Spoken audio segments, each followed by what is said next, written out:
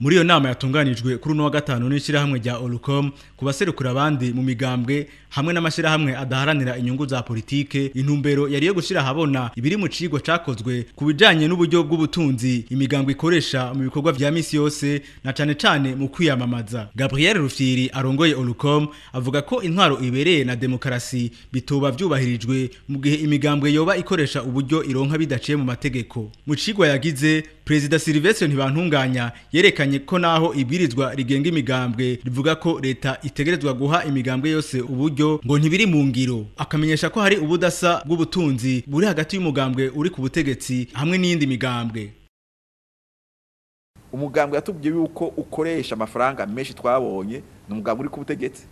Umugambwe CNDD-FDD watubwiye yuko ukoresha imiliyoni zegereje canke zirenga gatonyi ibihumbi amajana 5. Mu yindi migambwe yose yashoboye kutubwira ivyo biharuro usanga ari amafaranga ari hagati y'imiliyoni 60 n'imiliyoni 17. Urabona rero ubudasa ku mugambwe uri ku butegetsi.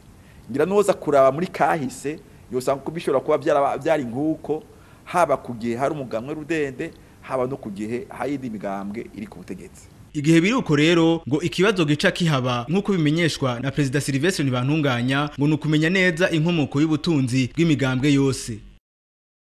Ingene vyifashe uyu munsi, ingene imigambwe amatungo y'imigambwe ameze gute, yavuye hehe, uburyo imigambwe ikoresha ku mwaka n'ubu bumeze gute, ubwo buryo babukura gusa mu ntererano z'abanywanyi canke harahandi, aho handi ni hehe?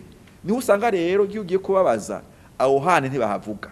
Ari nk'umugwiza tunga yabahaye amafaranga ntibahavuga, ari nk'ishirahamwe ry'abahaye amafaranga ntibahavuga, ari nk'amafaranga abo bakuyuma y'igihugu ntibahavuga.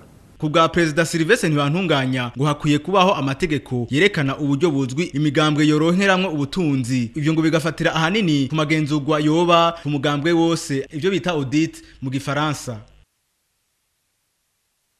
Jewe ivyo ndivyo nipfuza nk'ijya audit twavuze yodushikirako ukaraba, kuko urasanga koko hari ibihano bishobora guhabwa aho twagiye dusoma barakwereka nk'ibihano vyotegurirwa nk'imigambwe iciye kubiri nuko amabwirizwa bitegekanya mu vyerekeye amafaranga yo gukoresha vya misi yose, canke ibihano vyotegurirwa imigambwe yoca kubiri mu vyerekeye guca kubiri iyo hari nko guhiganirwa intebe.